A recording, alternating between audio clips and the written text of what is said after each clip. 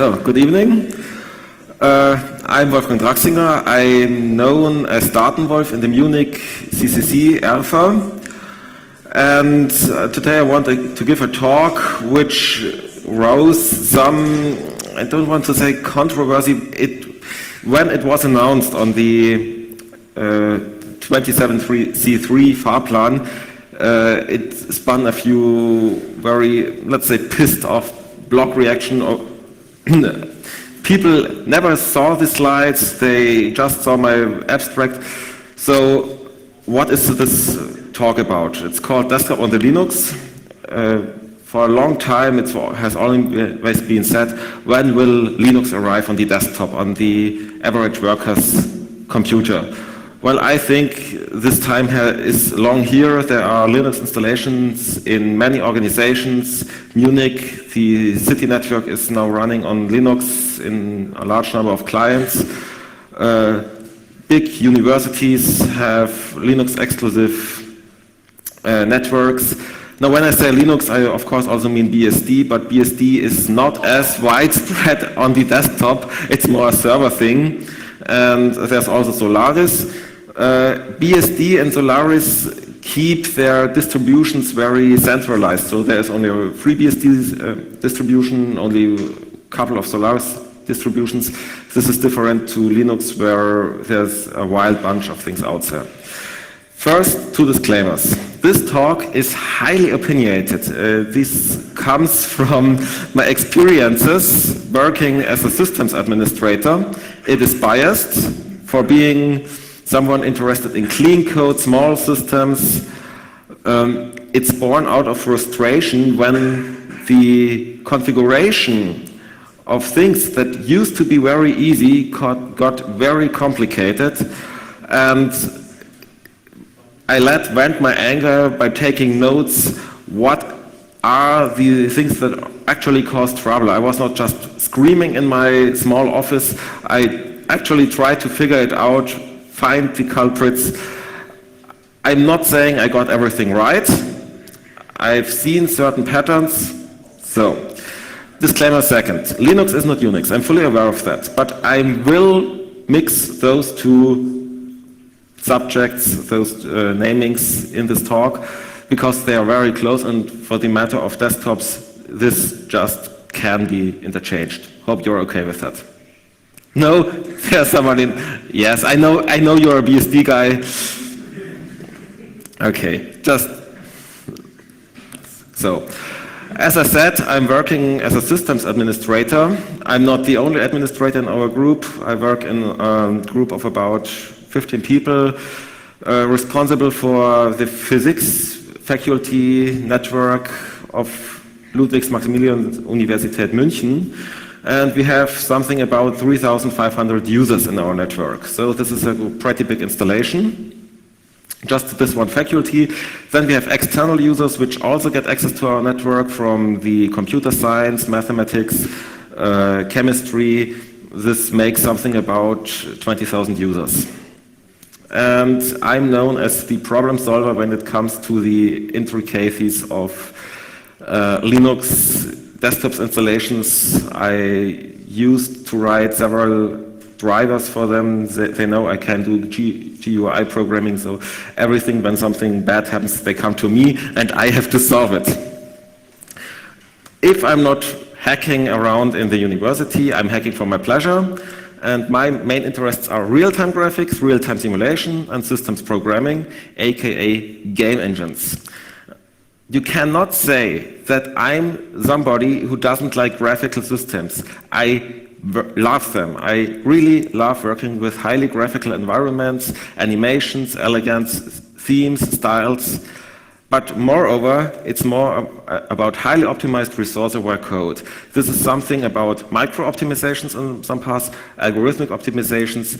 And when these experiences from engine programming clash with desktop systems, and this is not just Linux, it's Windows, it's Apple, it's everything, then you get this impression, does it have to be that way? And well, and Linux is great because in Linux you think, okay, it's open source, you can change everything. But these possibilities to tinker around, they are slowly fading away. Linux desktop distributions have become evil, in my opinion. With desktop distributions, I mean OpenSUSE, Fedora, Ubuntu. Yeah. Yes. The problem I see here is they are more and more designed to accustom the DAU, the dumbest assumable user. So people shall put in some CD, install it, just a few clicks, and then everything is made up. This is like Apple. I don't like Apple. I don't like macOS. I can't think of it. I'm not saying that macOS X is a bad operating system. It's just so there is this facade, like in these Western movies, and behind them it's just a few bars or so. So most of the problems we encounter are attributed to automatisms. So things you put in a USB thumb drive and a nice icon pops up, or device auto configuration. Nowadays, we now know how to get these things right, but there are some legacy code in there which still messes with us, and there seems to be some people trying to thrive for compatibility. Good thing is these old zombies are eradicated. There's only one left, and even that one is going to go away. I think in the end of the next year, we don't see it anymore. It's no longer set and forget, and what I mean by this is set and forget for me as a system administrator. I used to edit a few configuration files, and I could keep them, carry around them, place them from installation to installation, and things would work. They were tested one time, and I knew I would have no longer trouble. It's not the case anymore. So to understand where the problems lie, let's look at something a little bit segregated, but also from the same pattern, so multimedia. Multimedia is a very hard thing. I'm doing graphics engines. They are very deep in this whole topic. And so you have your typical multimedia framework. And what it does is it builds so-called filter graphs. You can also call them processing graphs or whatever. This is the usual scheme. These graphs can be placed around multiple libraries, code, or they can be in some monolithic system. But basically it all follows the scheme: input, demultiplexing my bit streams, decode every track, place them through filters for image enhancement, deinterlacing, replay gain, whatever, and then place it to my output devices. Things don't play such straightforward always. So in Linux we have a lot of multimedia frameworks, and I want to look at three particular ones. This one is called GStreamer. It has a really big amount of modules in it. If you look at this modules list, it has about everything. Fire and forget graph generator included means I have here this small file. Say I want to play this thing. It can be also an internet URL or something else. And with my default configuration for which output devices, this thing figures out how to play this thing. Problem is GStreamer, it's not really stable. It has a constantly changing ABI. With each version increment, you have to recompile everything. Yeah, okay. What? Yes, but not API, ABI. Neither? Well, it breaks every time I recompile it on Gentoo. Okay. GStreamer, let's say it's stable. Problem, I really love it. I love the API, how you use it. I would love to use it more, but it doesn't play us out as nice as I would like to. Then we have Phonon. Now, Phonon is not a media processing library in the classical sense. It's more like some sort of remote control. So it gives applications a unified API, and this API then can access multiple backends, among them GStreamer, to build the actual playback chain, or it can also be recording, but I'm focusing on playback here. there is this feature built in Phonon design that you can switch the backend in mid-operation. Now, this is something I don't really understand, because switching such in the mid of playback my whole media subsistence, this is difficult to get right. You can get it right, but it's a lot of work. Don't know why. There are some backends available. For Linux, these are Xine, VLC, and GStreamer. And the GStreamer backend of Phonon is unmaintained at the moment. The thing is, there are still some distributions which ship Phonon with GStreamer as default backend. And each backend provides another filter graph building logic in addition to what the actual code in the backend can already do. So Phonon wants to build the graphs themselves. And then on most systems you will find Pulse Audio. Pulse Audio itself is not a bad idea. It has been designed as a better enlightened sound daemon. It mixes sound, provides audio capture to multiple clients simultaneously, and sound over network. So it's something like the audio equivalent to X11. It has become to some sort of media framework of its own.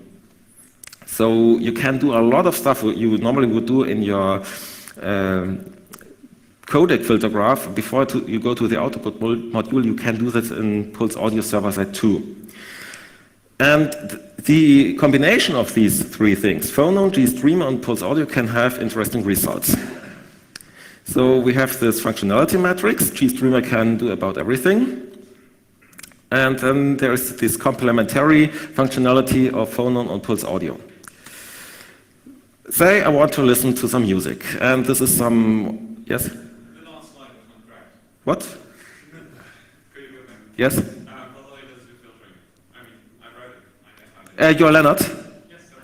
Ah, okay, I wanted to ask if you're there. So Pulse Audio can not do filtering? I mean, you can do it if you want to shoot yourself. Okay, but I can place, there is this huge number of... It's GStreamer, then Pulse Audio. Two different things. One is GCM, the other is everything else. Yes, but you can place about every kind of plugins in, and if you want to mix audio, you have to resample it. Oh, you sure? You have to resample it, but Pulse Audio is solely and only a PCM, and everything else is done by GStreamer. Let's say not filtering, but let's say sample rate conversion. Also, at least on most machines which use Pulse Audio, the device access is not done by GStreamer, so there's not really duplication. But also the graph building, as far as I know, Phonon doesn't even do. Also, Phonon is kind of dead and has been replaced by Qt Multimedia from Qt, and actually it's being paid for. Okay.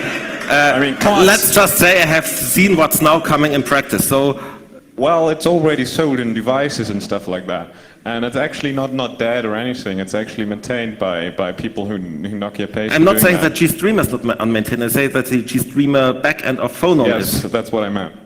But anyway, I mean, Phonon is. Then they have to change this on their homepage, because I looked just minutes ago and there's still this claim it's unmaintained. Well, yeah, sometimes you have to ask people instead of just reading what's on the internet. Not everything that's written on the internet is true, you know? Okay. Okay, good. You know, you could have written to me, but again. No, it's all right, okay. Well, okay. Say we're not doing filtering, but say we want to push the task of sample rate conversion to Pulse Audio. I think, Leonard, you agree that sample rate conversion in Pulse Audio is a good thing? Okay, good. What happens, I observed this myself, we can recreate the situation is, say I want to play this Vorbis file with very low sample rate, little channels on a very cheap AC97 audio hardware which only accepts 96 kilohertz bit stream at 24 bits per sample and 6 channels. There is this very cheap hardware in place which only just takes this raw bit stream and expects the software or the driver to deliver the correct format. And now we let Phonon do its magic. So Phonon says, okay, I want to play this file. Phonon is configured with GStreamer backend. with a file source. And GStreamer has been configured to use Pulse Audio as a sink. So Phonon, happens this connection between Pulse Audio and Pulse Audio server. And in the chain, it queries which sample formats can this audio hardware do by default. You can query what the hardware can do. And then Phonon fills it with GSTFF MPEG, says I have this input format, I want this output format. And now what get delivered to the Pulse Audio server is this large format, which is about 10 times larger packets, audio packets, than we actually had to transmit to Pulse Audio server. If we would have only used GStreamer with its own filter graph builder, then it would have been aware that Pulse Audio server can do sample rate conversion, but Phonon doesn't see this sync. So we have layers, including the deeper layers from some higher level logic, and so we don't get the optimal data path we would like to have. So we're pushing large audio packets, and that means large latency latency and okay, you want to say something? Yes? Speak up. You basically can assign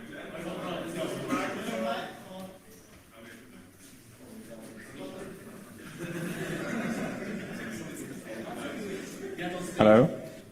Yes? So you're basically complaining about the negotiation of the parameters, right? That's what you're saying.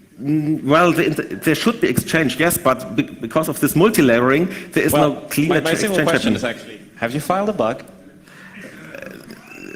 I guess that's a no. I picked this as I personally cannot comment on Phonon. I don't do Phonon. It's not a bug on your side. Pulse Audio does fine in this case. The problem is that the filter graph builder doesn't take all information into account because there are so many levels. The GStreamer filter graph builder does. And yes, the GStreamer filter builder does, but not the Phonon filter builder. As far as I know, there is no Phonon one.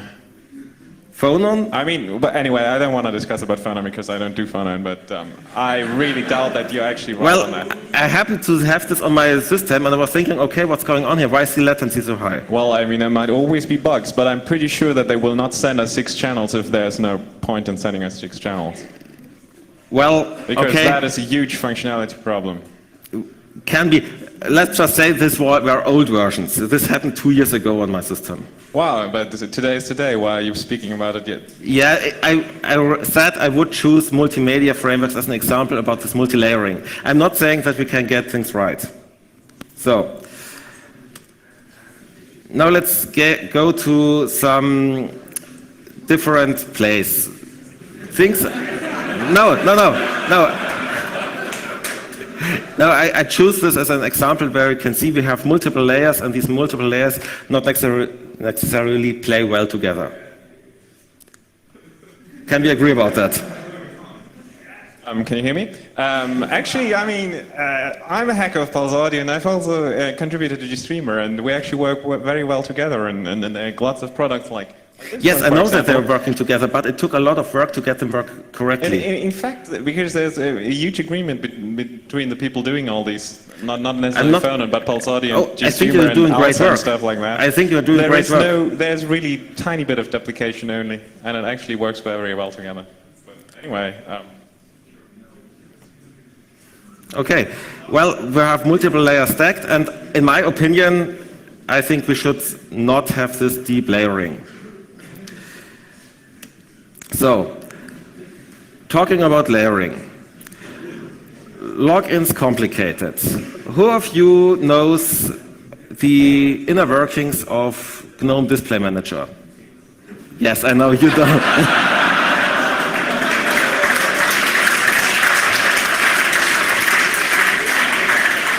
Then you can also confirm that there was a big change in the architecture around version 2.21.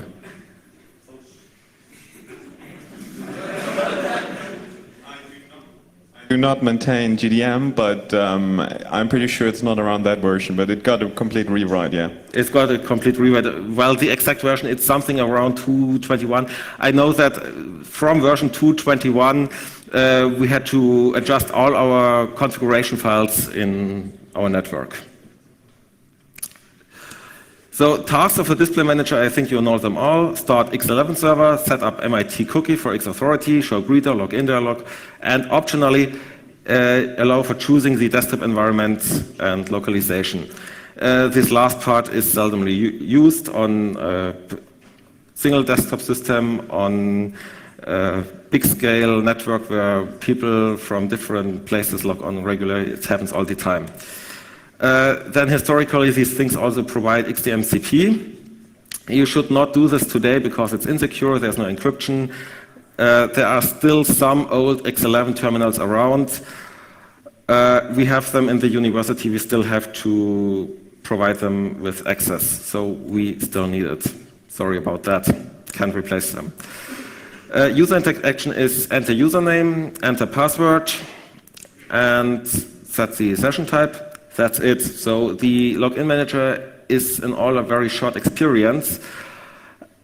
So then why make these mistakes? DGM 2.21 and above are modal. You have to do 2 clicks if you're not going through the face chooser. So if you have large user base with 3,500 users, you can have a large facial chooser where people can click.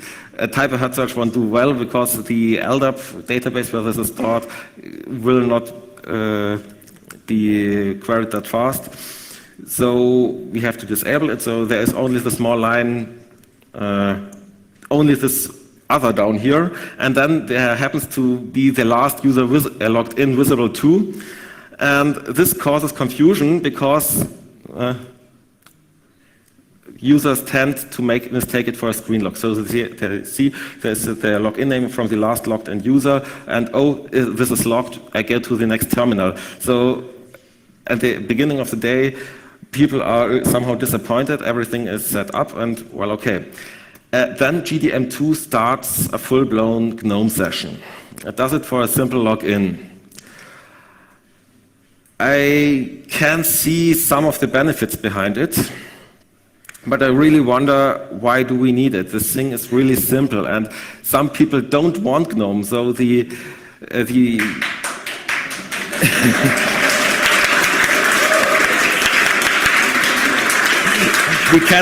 cannot say, okay, this acts like some sort of library preloader, so that everything is swapped in, and we don't have to load from. Yes. Okay, so do you hate handicapped people? Do you hate people who do not speak English? Do you only care about your own use case for GDM? Because there is this thing, GDM needs to be a full session for a couple of reasons. First of all, we need to start screen readers. We need to start all kind of other accessibility stuff, because that is needed for accessibility. A screen reader pulls in an audio stack, because you actually need to play audio. That basically pulls in Pulse Audio. Pulse Audio might even pull in Bluetooth and the Bluetooth stuff. If you log in on the network, then you actually need to sometimes download the LDAP user list and stuff like that.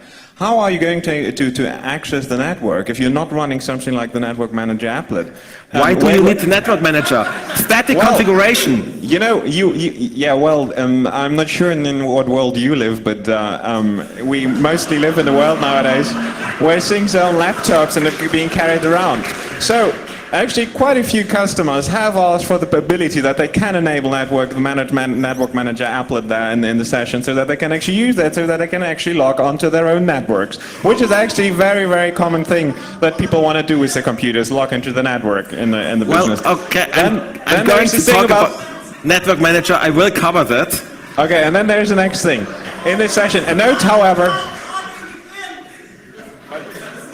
And accessibility. So not only let's go on. There's localization. For localization, you sometimes need input methods. Input methods are basically little applications you Yes, start. but you don't need a full-blown session for that. Oh, absolutely, you do. If you pull all this together, you need Bluetooth, you need Pulse Audio, you need Network Manager. Sometimes you need input methods, you need accessibility, and all that kind of stuff.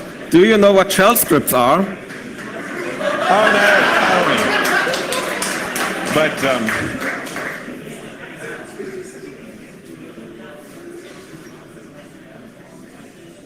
Well, I mean, come on, it's kind of a discussion, and he kind of likes this, don't you?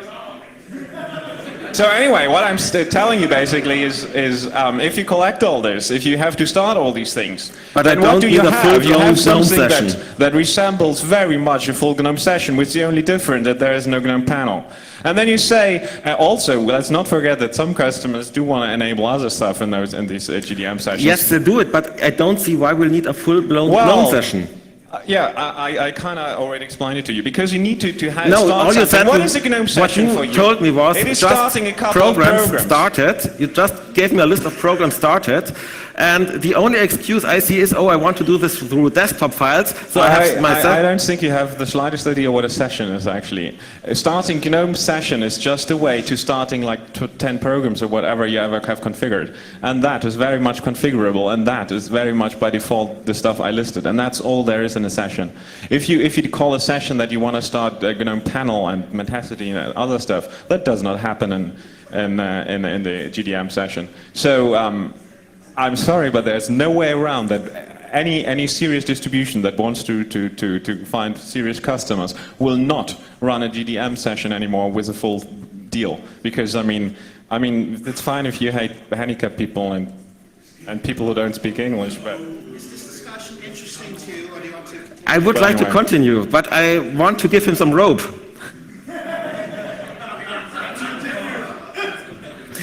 Okay, so then the new GDM, it will have, but at the moment it offers not as much configuration options than older versions. Well, arguable if you need them, it's just that way. So this is how it looks when you start the GDM binary in first time. So the session, like you told it, it consists something like that. There is also dbus. I didn't write it into the session because I don't think we need a dbus for a session. I will talk about dbus later. We can do it nicer. There are alternatives to dbus. So, and then the GNOME Power Manager and Pulse Audio. Good Pulse Audio for screen readers. I can't answer. Why GNOME Power Manager? No, I don't see it.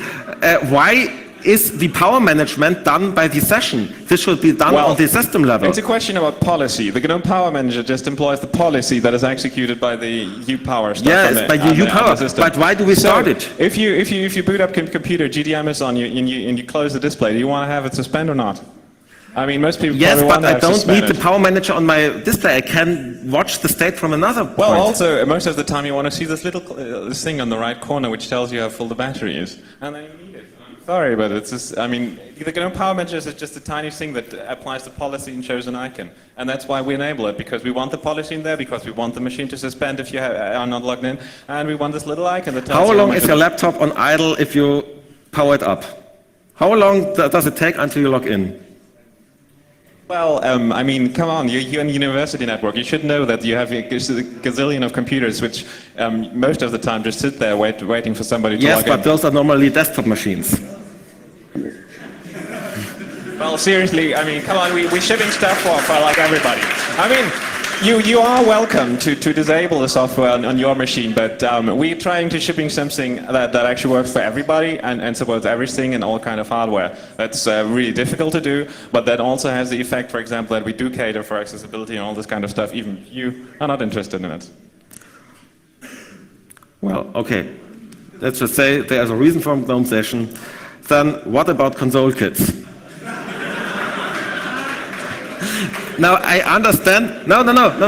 I understand the need for console kits. I'm perfectly okay with the whole intention of it.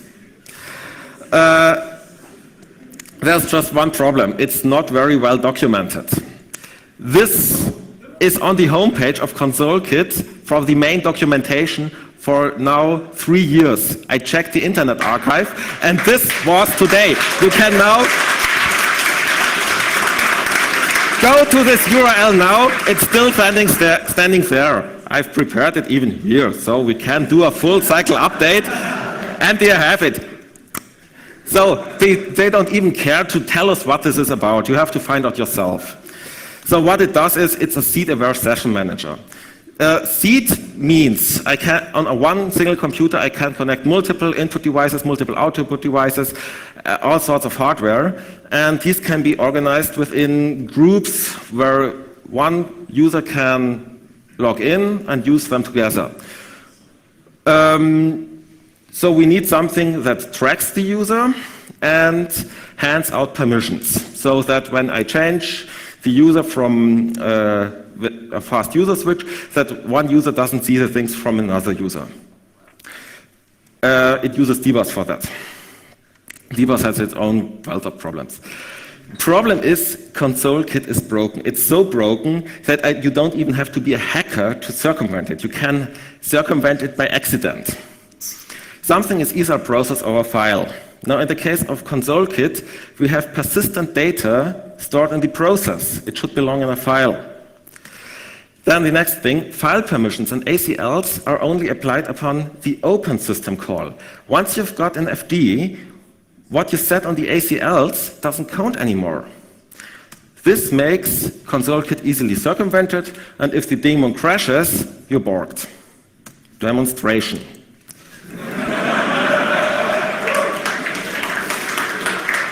So this is the most recent Ubuntu 10.10. Installed it just a few days ago in a virtual machine. And here I SSH'd, on the right side I SSH'd into this Ubuntu, and I have a look on the audio device. And who does it belong to? We have this main owner and group audio, and we see user GDM. So the GNOME Display Manager can play sounds on it. This nice, now GDM is available, or screen readers or whatever. Now I change into the user piece. It's passwordless, so here's something. And now we see user piece got the permissions on the audio device. Now we can do a fast user switch to mission, and it gets the ACL changed. First GDM, and then mission. So let me open another SSH so that I can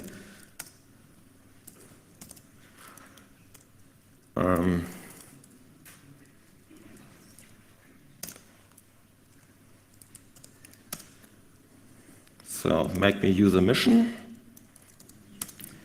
And we are looking at the audio device. This applies to every device, also video devices, what else? So at the moment, I'm user mission, and I can open the ALSA mixer to control it. So, very well. Everything all right. So, change back to piece.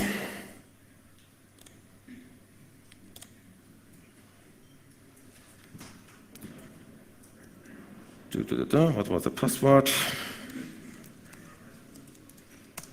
Yes, so let's use a piece now.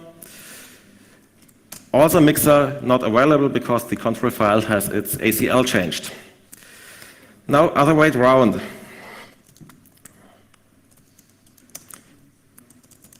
Also mixer open.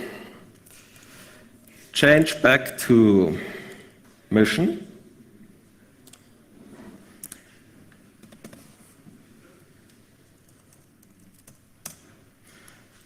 And now let's open here the yeah,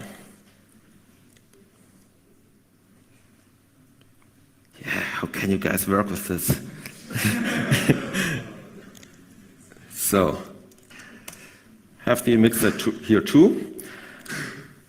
Remember, this is the other user, this is mission. I can still operate on this device. Why? Because file permissions and ACLs don't apply. You can't do this afterwards. Now imagine this not being the sound control. This is in the sound control, it's at best annoying. In the worst case, you're messing up someone else's recording. Now think about this being a video camera, and you're the old brother and you want to spy on your little sister, or something like that. You just open a screen session, you open up a screen session, put a motion aware recorder there, have it sit there nicely, it will record everything. And also, if the sister logs on and ConsoleKit tries to put everything in place, he has still access to the device. So you can't do this by just switching the ACLs. Sorry about it. And talking about that, what happens if ConsoleKit crashes? Now we will just kill it.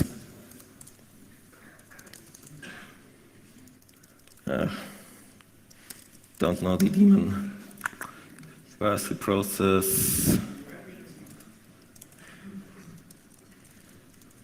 You see, I don't use it on my own system, so I don't know it from heart. Here, ConsoleKit kill 9. Now let's just crash it. So, ConsoleKit is away.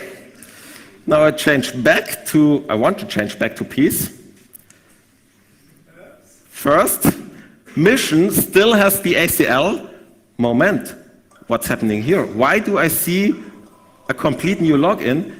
You had a new session was opened, and now I go into my, and look what's running.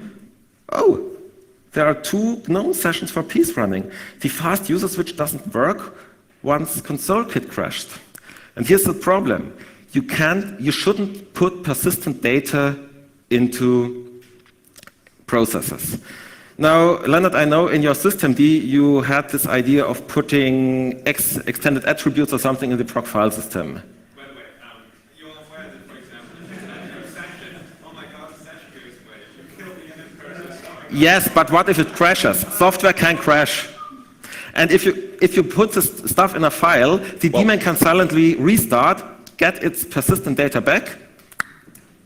By the way, what you're criticizing there is not that ConsoleKit was broken. Linux is broken in that regard because we don't have the revoke system call that exists on Solaris. In fact, when John McCann, a good friend of mine and colleague who worked and created ConsoleKit, worked on this, we were discussing all of this with the kernel people to get the revoke system call into the kernel. However, that never actually took place because it would turn out to be much, much more complex. But that is not an argument against ConsoleKit. That is just an argument maybe against Linux because we still don't have the system call. It would be an argument against the whole Unix concept. But I don't see this whole It is not against Unix because it can be made work. Because yes, but all it you breaks need is things. the revoke system Imagine call. you have a firmware update running. You can't just interrupt a firmware update if somebody... Serial devices are not covered by this. But This is for audio devices and cameras and I a couple can't of tell other you things. people will apply to it. They have to configure it in UDEF, and nobody does that. I mean, if you want to shoot yourself in the foot, you're welcome to, but the default doesn't do that. And don't blame us if you want to shoot yourself in the foot. I mean, ConsoleKit doesn't kill people. People kill people.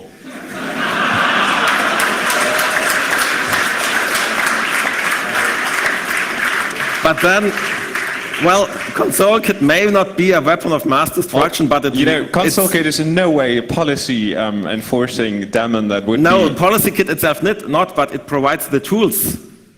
It just provides notification that it changed who's in the foreground console. That's all it does. Okay, let me give... Don't criticize ConsoleKit for the fact that Linux let's go a step have forward. certain functionality.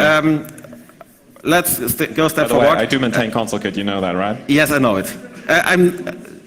What do you think about Wayland? I love it.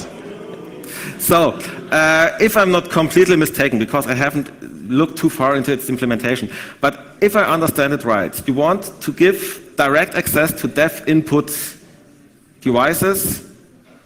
So That's a plan. yes. Now here's the problem. I can open file descriptors on the dev input devices, so now you have to put things, and you're right, this belongs into the kernel. You have to set something into the kernel that you can take away people the ability to read from. The f-revoke story is not over yet. Eventually it will come. Yes, but then let's do it right. Put something, the kernel knows namespaces. let's add something like process namespaces, let's something add console namespaces, and organize the whole thing like seeds and input devices in such console namespace in the kernel. You know, managing things by console, access by console, is just one way to manage access. People do it in many different ways. Traditionally, it has been done with Unix group and whatever, and there's no point in raising that into anything higher. Also, I don't really buy that idea of namespaces for that, because consoles are not a kernel object, really. They're kind of like a driver object. Oh God, only 10 minutes left and there's so many to... Okay, we have to... Okay, good. Then when we talk about console kits, well, my advice is stick to the moment with PAM console. What are you saying? I mean, seriously. If it works, then it doesn't mean that you change it. It does everything what I need. Well, but then you don't have a problem with revoke. Either you have it or you haven't, but there's no difference at all in regards to revoke and anything between PAM console and PAM console kit. I mean, this is not fair. At least we stop know... bitching about what you want, but I mean, I don't tell people that something is a solution that has exactly the same problems and a lot of more of them. Just say yes. No.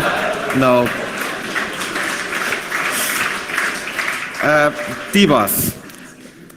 Now, Dbus is a very good idea. We have seen a lot of inter-process communication methods over the last years. Lightweight ones and heavyweight ones. I'm thinking more about the lightweight ones. There were inter-client exchange, Bonobo, Corba, DCAP. List could go on for pages. Dbus aims to replace all this. Very good idea. So the very first version, I still remember reading the initial release note, was something back 2002. I thought, yeah, that looks good. But how this is, you start sticking features into such a system, and at some point you may have lost focus on it. And I clearly say I don't share the idea for such lightweight inter-process communication things with what people of Dbus do. I don't think that everything is rainbows and unicorns. One thing I never liked about Dbus is its namespacing. So it does it like Java. You need a domain name. Everything is all in the name of the program or the domain. There are other methods to find your way around in Dbus. But still, if you look into the programs and the source code, it's done all by these identifiers of Dbus. I call this narcissistic namespaces because the names don't tell you what these things actually do. Then, with every name being self-defined, every program builds its own interface. So the Dbus idea was we can do modules, we can make things interchangeable. But now if I look at the Dbus interface to Network Manager, it only works for Network Manager. I can't use the same front end for other network management systems. What if a name gets changed? Nothing unheard of. Ethereal was renamed Wireshark, VxWidgets, Windows was renamed VxWidgets. Then you have to rewrite all the code using that. You can do that. I know there's that. Can be done. But there are other namespaces in Linux. I think sysfs, it's perfectly clear. You can navigate it. Everything tells you what it does. Of all you said so far. Because sysfs has never been declared what it should be. I mean, I'm good friend with Kai Sievers, who has actually implemented most of this together with Greg.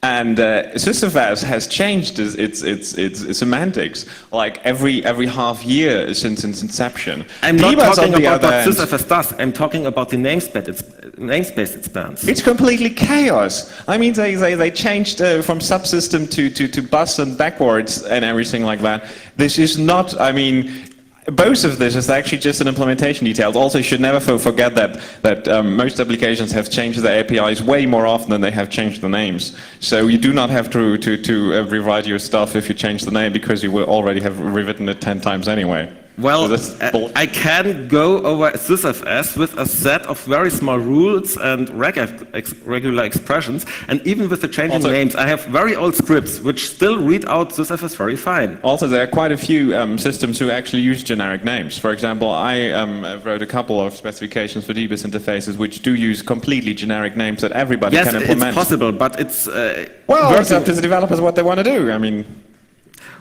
well, DBus does not enforce anything. okay, DBus does not but- okay, require let's- you to use please, a... we have only 5 minutes, okay? I want to cover this. Okay, DBus has TCP transport, yes, but no authentication, no authorization, no encryption. And it's not really transparent. It is not a network protocol. End of story. Yes, but what about remote remote sessions?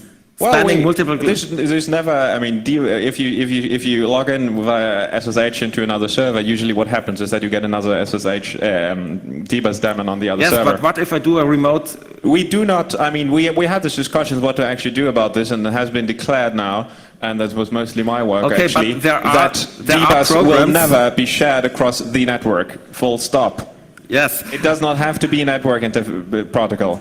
And that we declared this is mostly just, we made official what the status quo was. It is not a network protocol. If you think it is, then it's your own fault. but then That is Linux... what- But then what you do is you take Linux desktop's network capability away.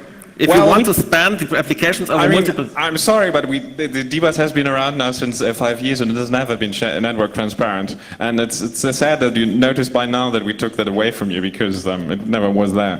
Okay, good. There's this TCP transport module, okay, it's appreciated. But then say you want to set up X11 sessions spanning multiple hosts. Perfectly possible. We do it all the time with measurement systems, remote, there are these nice Lycra oscilloscopes which provide you SSH windows and all the stuff. Doesn't work with, there is no way to transfer DBus over it. Then DBus tends to become Free Desktop's hammer. So every time there's something to do about controlling applications, it's done by DBus. And It's just a transport. It's like it's using a a socket. transport, It's yes. the smartest socket. End of story. yes, but smart socket, hands on forth, I don't like them, status notifier items, systray. I don't like it, but some people need it. And we have this old method of doing it with small X windows, which have this... Which does not work at all because you don't have keyboard navigation. Nothing works in that way. It only looks pretty. It doesn't work. It doesn't do accessibility. It doesn't do internationalization. Not even keyboard Yes, but you navigation can works. leverage... There's a reason why do people do this. Sometimes it would be so helpful if you would actually ask people because we do not. I asked on the free desktop that mailing list, everybody- and I got no reasonable... Well, ask answer. the right people. I mean, not everybody's on every mailing list. I But asked mean, on the I mailing can tell list. you that. I I mean, asked back- next time, just ask me. Thank you very much.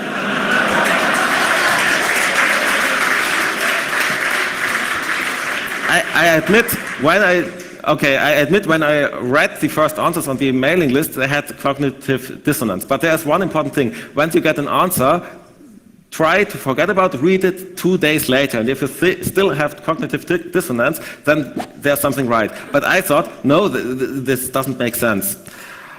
So, status notifier, skip it. We can do something very well. Instead of DBus, we could use IP version 6 local multicast. No, we couldn't. Why not? IPv6 does not provide almost anything that DBus does. It reorders stuff. It drops stuff. It there is no nice way to actually match things by function call, and there is no policy. There's nothing. It is a completely. I mean, just because something is called multicast and DBus also does multicast, it doesn't mean it's the same thing. It's completely different. I mean, we have been working on porting DBus into other protocols actually. Like for example, there's the work on moving it to some multicast AF Unix. But seriously. Seriously, IPv6 is not the right thing for it because IPv6, after all, is a network protocol and DBus is not. So it doesn't make any sense. Sorry. I don't want to. I want to dismiss these great ideas, but if you come up with a patch, we might consider it. You know, by the way, that I also kind of maintain DBus. By the way. Yes, I know. I think you do too much work. Well. Focus on one thing. PolicyKit, well, PolicyKit uses dbus. Okay, when we say, okay, it doesn't use networking, then we can say, okay, we have Unix domains, so let's secure it. PolicyKit is often compared to sudo. PolicyKit is not sudo. Sudo escalates your privileges by SUID. PolicyKit is, okay, I get to say that we skip it. Okay, then just... I just want to say one thing, we don't have even 10 minutes or open things to discuss. Yes, okay, I will...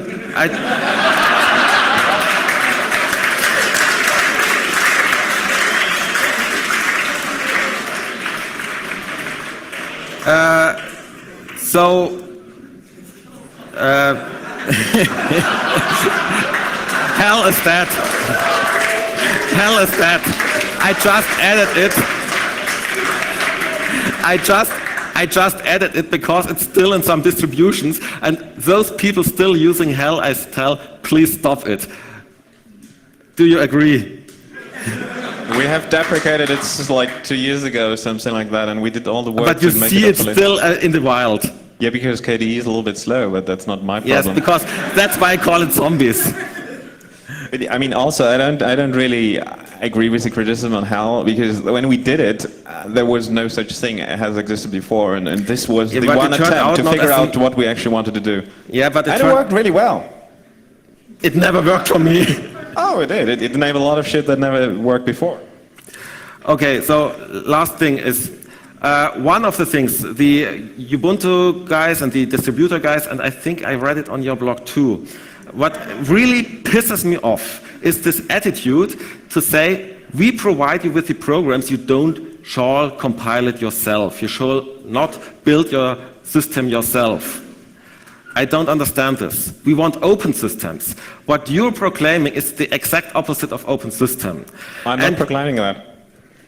You can do what you want to do, but I mean, you should know that it is my focus of work and that of my colleagues whose work you basically are criticizing here to actually produce a product, and it's Fedora and it's RHEL and stuff like that. That's what we design Fedora for. works We very give you well stuff as for Fedora. free. You're not welcome to complain if we give you the stuff for free. I mean, you can do whatever you want to do with it. But it gets harder and harder.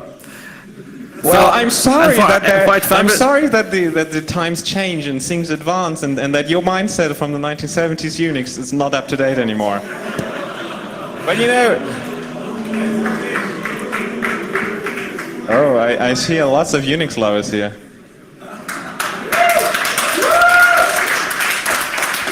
For this, I have this. Those who don't understand Unix are doomed to reinvent it poorly. And the thing is, what happens is we are locking into certain technologies. ConsoleKit, PolicyKit, now systemd, real-time kit. These things get interlocked, and they limit us in the possibilities to replace things. You know, it's all free software. You can do with it what you want. You can Yes, but if I try to replace, for example, systemd, then it will break. I love patches. Yes, but what if I don't want systemd, but if I want something completely different? Then use something completely different. I'm not forcing you to do anything. But I have to emulate your interface. You don't have to. You can use whatever you want. If I don't do it, things will break. Sure, but I mean, either you want progress, or you don't. What you want progress in the area you're interested in, and no progress at all in everything else. I'm sorry that we don't give this to you. We do progress in the whole thing. Well, okay, you live in your world, I live in my world. We will see we will see who advances Linux and who doesn't.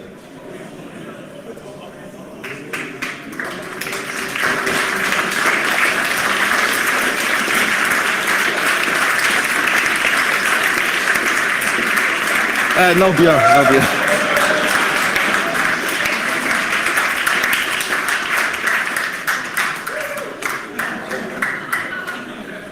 Thank you. Apparently some folks on the internet wanted to know who I am, but so I'm Lennart Pettering, and I actually happen to maintain quite a bit of the software, and I've wrote quite a bit of the software too. And I'm not in a misery. Actually. Be kind to him. Actually, yeah, I don't know. I mean, usually we don't get that much criticism. It might actually surprise people, but actually people... Do you see how many people use alternate window managers here? Well, here! You know, this is the problem always, that I mean, you need to think that Linux and that all of this is much more than just your own use case. We have to, I mean, we have so many people who come to us and ask for things. I mean, we are being asked by so many customers, and they have all kinds of interesting wishes, and so many different people, and we try to comply with all of them, and that's what you get. I mean, nobody forces you to use anything of this, so, yeah. I mean, have you filed a bug? You don't like the, I mean, if you don't like the code, send us a patch. It's open source software. You get it for free. You get it completely for free. I just want you to love each other. Yes, I love everybody.